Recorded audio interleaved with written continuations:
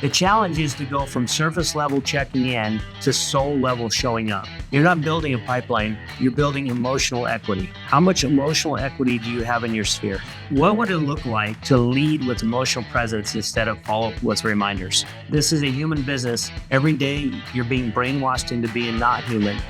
Welcome to Signature Buzz, your fast-paced weekly real estate sales meeting. Welcome to session 2 of the 4 on cultivating relationships. So, if you get this one right, you're good to go. I mean it. If you get this one right, cultivating relationships, you don't have to worry about anything else. Everything else is just gravy. So let's get started. Last time, I asked you guys to reach out to past clients and ask what they valued most about working with you. Did anyone do that exercise? When we talk about cultivating relationships, this is about emotional trust, not just tactical touch points. Let's dive into this idea. You're in the most human business you could be in. What you deal in is hopes and dreams. Would anyone disagree? See, real estate is a very emotional human business, and yet everything in this industry tries to sanitize or dehumanize it and dehumanize what we do. They systematize and automate just about everything. And those things aren't bad, but alone, they're not enough. Identify how systems can unintentionally create disconnection. Okay, a lot of our automation. To learn how to cultivate emotional trust at scale. Trust as the foundation for long-term business growth and repeat referral mastery. You'll always hear me say it's not about value, it's about trust. Trust is the foundation of building your business. Trust isn't built in reminders. It's the meaning behind the moments. Okay? So it's not about all the reminders in our CRM. It's about the moments that we build. The old way, you go into your CRM, see a reminder, and you do it because you're supposed to. Mass newsletters, check. Drip campaigns, check. It makes you feel productive, but is that really cultivating a relationship? So is it really cultivating a relationship? I'll leave that up to you. Instead, we want thoughtful, spontaneous outreach, personalized messaging, individual human connection. I want to make you think hard about what you're doing. Cultivating relationships isn't a checklist item. This isn't an indictment on your CRM. The CRM is a tool, and it's a valuable tool to help you. But it's not the end all be all. It is absolutely critical to have a CRM because you can't organize all the stuff in your head. But if you rely on your CRM as the whole answer, you're missing the point. Say, you don't win loyalty by understanding someone's transaction. You win it by understanding their life. Real estate is about life transitions, not property transfers. People choose agents who make them feel safe, understood, and valued. People don't refer you because of what you know. They refer you because of how you make them feel. If we're honest, we rarely think about how we're making people feel. We usually focus on whether they like us, not on how we make them feel. When your client hears from you, do they feel like a person or do they feel like a data point? One of the best examples, a past client calls you up, says, I'm not buying or selling, but I just baked a pie and you should come by. Do you go?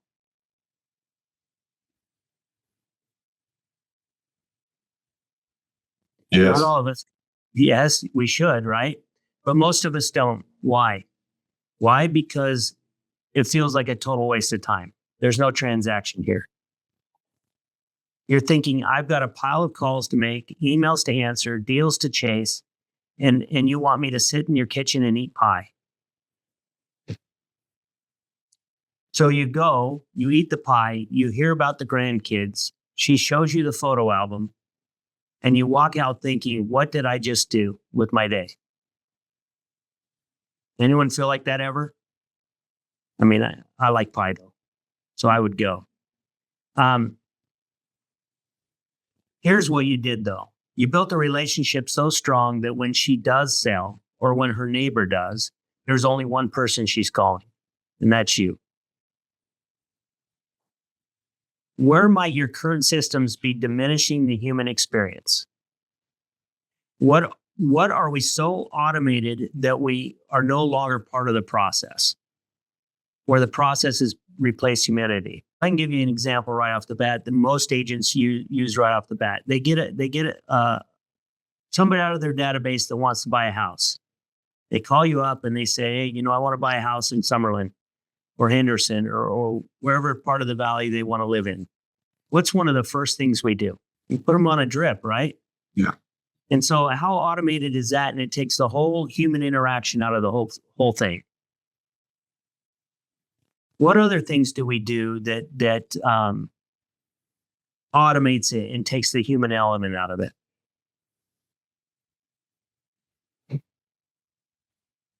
And these things aren't necessarily bad, but if this is all we do, this is where it is bad there, because we think we're following up, but we're not, right? We think we're connecting, but we're not.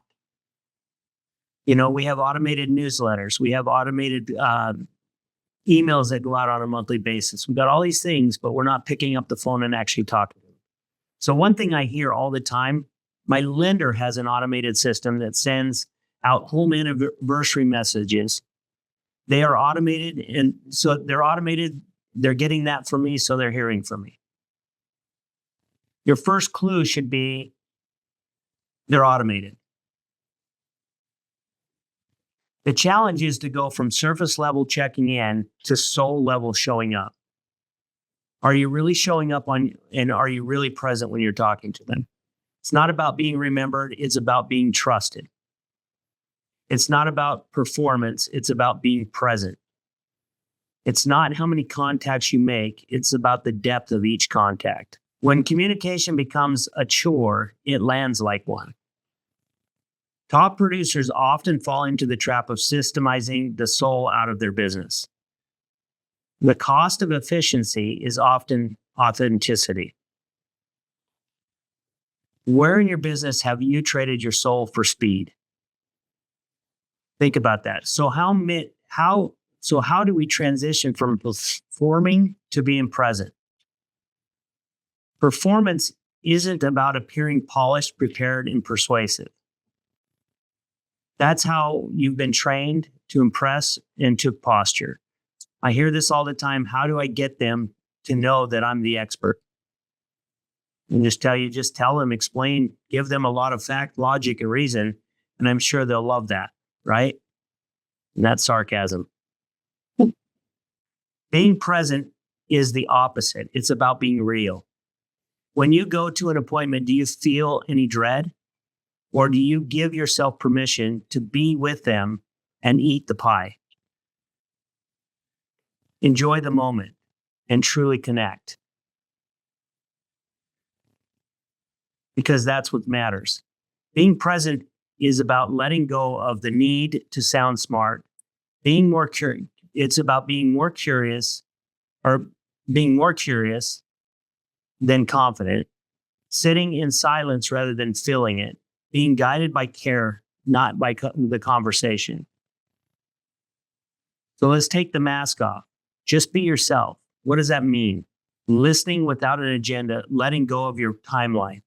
How many times have you been annoyed that a client kept you on the phone for 30 to 45 minutes? It's easy to think that we're wasting our time or we've got all this other stuff to do, but we are right where we're supposed to be with them.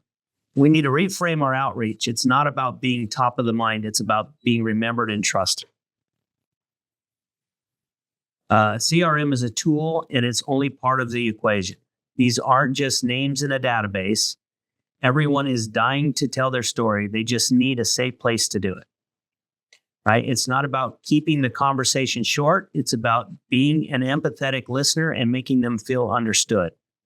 Loyalty is built in the invisible spaces, the pauses, the follow-ups with no agenda, the moments that cost time but build trust. Something like, I saw something in the store and thought of you.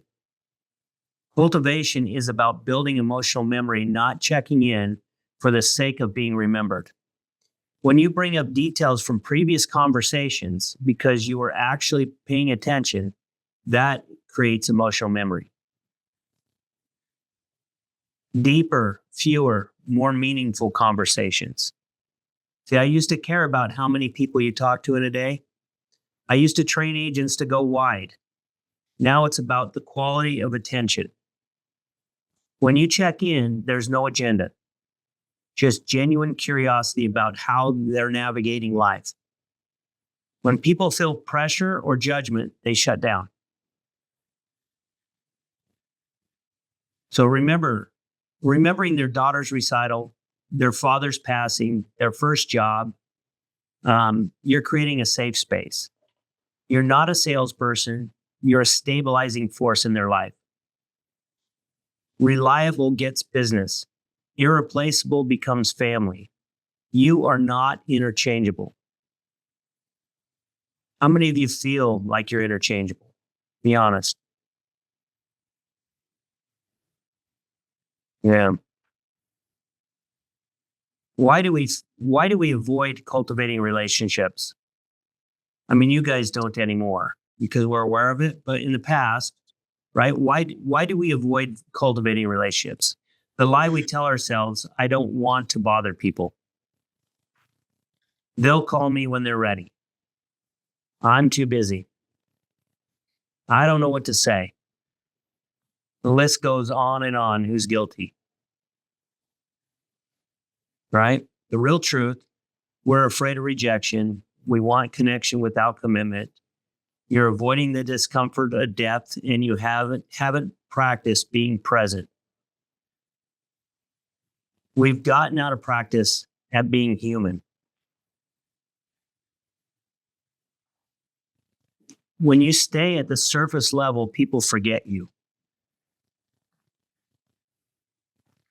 You feel hollow even when you're busy. Your work feels like chasing, not surveys. The root of all evil in real estate is being transactional. The worst thing you can do is compare yourself to others. How many of you are guilty of that? Right? What you need to understand is you're a great human. You're a great father, you're a great mother, you're a great wife, husband, friend, because you really care. But there's no list put out to the industry for that. And yet you look at someone with higher production and feel less than. I was looking at the list today of production and people. And there's people that I know on that list that have high numbers of gross production, dollar volume of sales. But yet I know what they charge. And I know they're not making any money.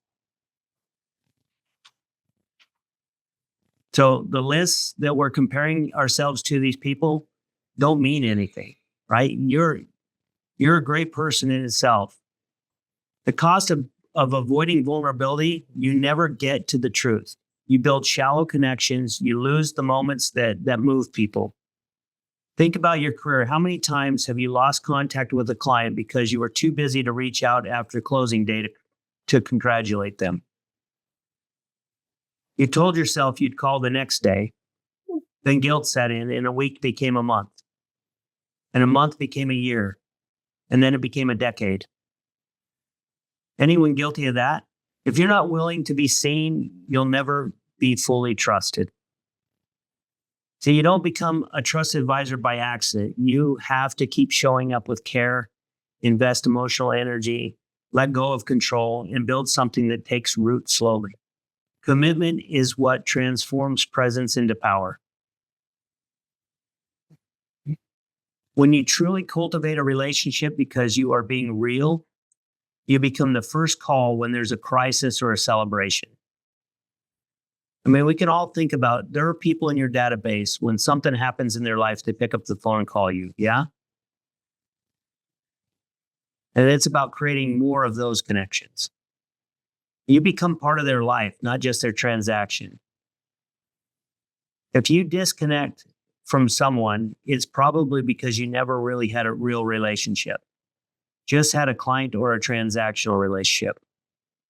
When the deal was completed, so was your working relationship. One person who did the exercise of reaching out did the exercise said, I knew if I referred you to anyone, you'd take care of them. How many of you had a client say that? Automation isn't connection. You can't scale your soul. You can't delegate care, and you can't outsource sincerity. And yet you're being sold on doing exactly that. Are you not? The $29.95 a month will deliver your soul right to their front door. We'll send a care package from you signed Mr. or Mrs. Sincerity. It's $29.95. We're buying everything.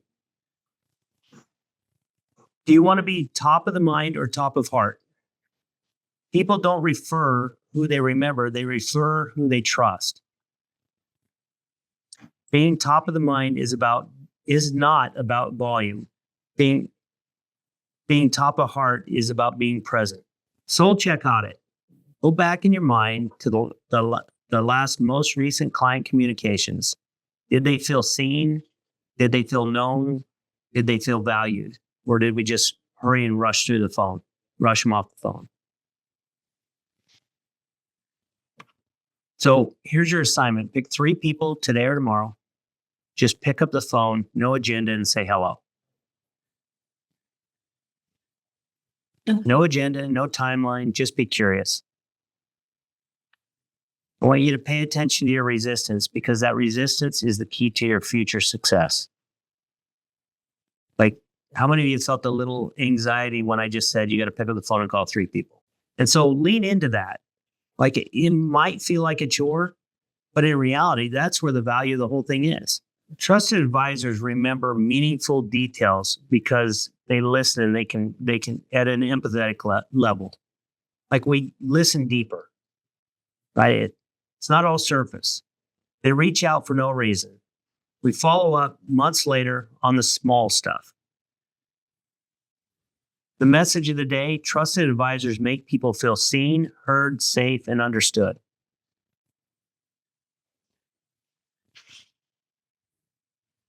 What we talk about today, this is work. Cultivating relationships is what sets you apart, not your value proposition. If we line up everyone's value proposition, okay, if I asked you guys to give me your value proposition, that you all the stuff that you do for a seller.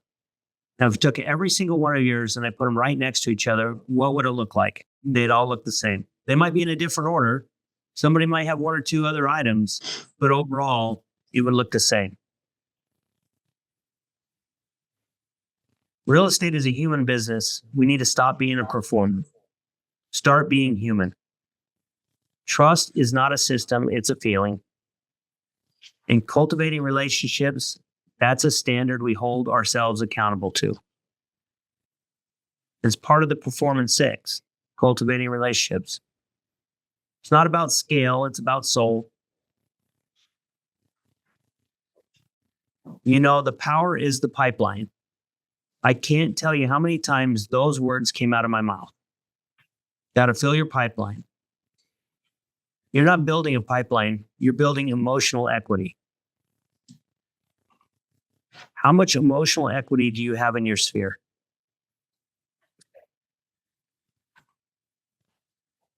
How do you want people to feel after they hear from you? What would it look like to lead with emotional presence instead of follow up with reminders? Here's the challenge. One change you'll make to bring more humanity to your communication. What's one change you'll make this week to bring more humanity to your communication. The next thing is I want you to make, we talked about three contacts with no agenda.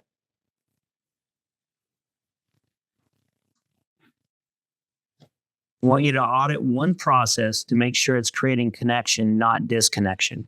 Cultivating relationships is the most impactful thing you can do because a human business is still a human business.